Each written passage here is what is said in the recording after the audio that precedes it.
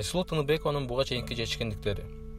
Кыргыздын сыймыгы Айсулу Тыныбековнун Токиодо болуп жаткан дүйнөлүк олимпиада оюндарында игиликке жетишине элдин ишеничи бекем. Бирок Айсулунун буга чейинки ийгиликтери тууралуу көпчүлүк билбесе керек. Анда аларды эске салып коелу. Айсулу Тыныбекова кыргыз спортчусу, кыздар арасында эркин күрөш боюнча дүйнөнүн чемпиону жана дүйнө биринчилигинде коло байгенин ээси. Азиянын 4 жолку чемпиону. Азия оюндарынын чемпиону жана коло байгесинин ээси. 62 кг салмактагы дүйнө биринчилигинин кубогунун чемпиону.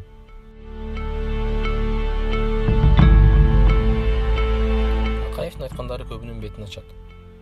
Белгилүү саясаттануучу Марс Сариев мурдагы президент Аскар Акаевдин Кыргызстанга келиши көп нерсенин жана көп кишинин бетин ачаарын айтты. Марс Сариевдин ою боюнча Акаев айткандары коррупциялашкан элитанын жүзүн ачып, Садыр Жапаровдун саясаттагы позициясын бекемдейт. Керек болсо күзгө болжолдонуп жаткан оппозициянын жүрүшүн ооздуктайт. Сариев Акаевдин айткандары 90-жылдардагы менчиктештирүү учурунда байыган олигархтардын коомчулук алдында жоопко тартылуусуна, скандалдарга, саясий толкундоолорго шарт түзөт деп эсептейт. Бирок Сариев бул ызычууну бийликтин позициясын бекемдеп, позитивдүү саясий атаандаштыкка түрткү болот деген ойдо. UFC мелдеши өтөт.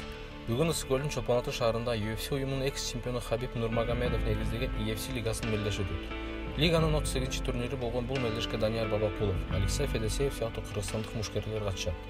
Мелдештин алдында кыргызстандык мушкер Бусурманкул Абдыбайыт уулу менен атаандашы Руслан Яманбаевдин көз караштагы таймашы болду.